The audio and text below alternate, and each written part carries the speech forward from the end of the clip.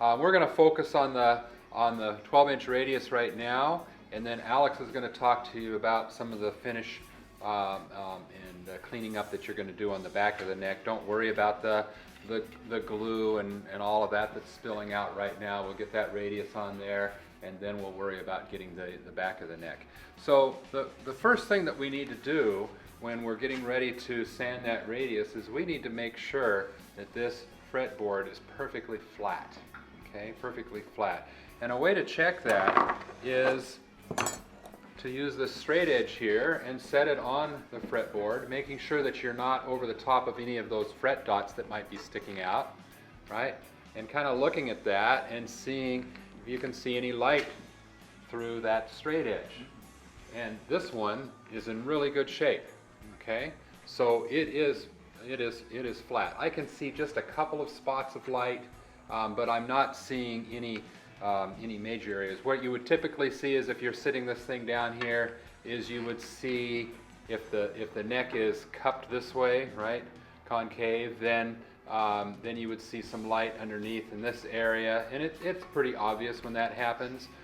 The other thing that might happen is when you set this thing down, you're going to see light at both ends here, right? So it's a convex arch on the top of the neck. So and this one here is in pretty good shape, but yours may not be. Okay.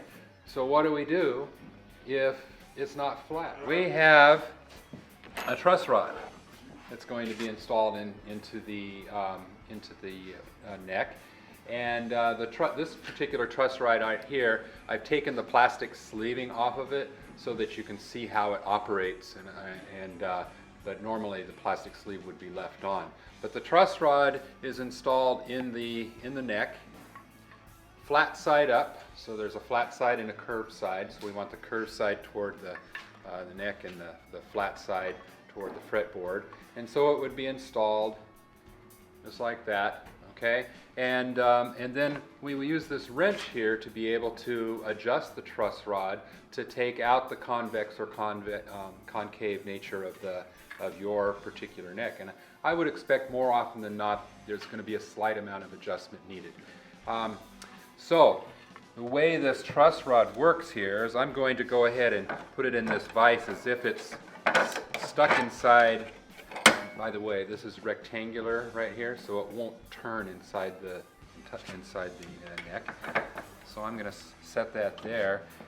And if I adjust this truss rod now, and I turn clockwise, notice what's happening there, right? So what it's doing here is it's lifting the middle, right? So it's lifting the middle, and so if you have a situation where you've got a concavity on that fretboard, then what you want to do is you want to turn clockwise, and that'll raise up the middle and take that out. You know, wood is a natural product; it's going to change quite a bit. So if you have the opposite, this is a dual action truss rod. So if I turn it in a counterclockwise direction, you can see what it does there, right? So that's how that thing works. And I'd encourage you with your students, if you can sacrifice one of these truss rods, take the sleeve off so that they can actually see what's going on inside. It's kind of useful. So just kind of keep that in mind. If you need to raise the middle, right, it's clockwise. If you need to lower the middle, right, bring it down counterclockwise. Okay, so it's a good way to kind of remember that. So in this case, I really don't need to do anything at all. But if I did, then what I would do is I would make the adjustment, maybe about a quarter of a turn, not very much, about a quarter of a turn, and then I would check it again. And if I still have that problem, another quarter turn, and I'll check it again, another quarter turn until it gets there. If it's way out, if anybody sees a situation where you've done maybe a half to 3/4 of a full turn and it's still not kind of coming into compliance, let one of us know here because what happens is on these truss rods, they're kind of good for a certain amount of adjustment, but there's little welds right here and here, and those welds have been kind of ground flat so that they're not in the way. But sometimes they grind a little bit too much and it makes it weak.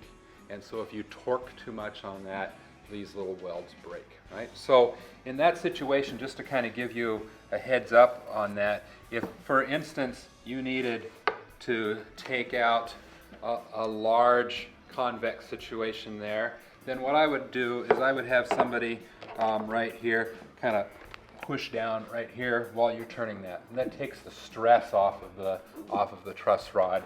And then kind of the opposite you'd have to put it, or you could put a couple of blocks right there too if you can't get enough, right? And clamp it as well. So if you can take the load off of the truss rod as you're turning it, it's the torquing action that kind of breaks the weld. It's once it's in position, it's going to be fine, but getting it to position is sometimes trouble, right? So just something to think about. It may not ever be a problem, but when you've helped as many people build guitars as I have, eventually you run into these little situations. Okay, so in this case, I don't need to make any adjustment. If you want to just store your truss rod, even if you don't need to make an adjustment, you can just give it a slight little twist there, and it'll hold it in place, and then it won't fall out and bang around on the floor. Okay, so that's our first step. Okay. Make sure it's flat. Make sure it's flat. And when you're checking flatness, be sure you're not on top of one of these little fret dots that's going to give you a false reading.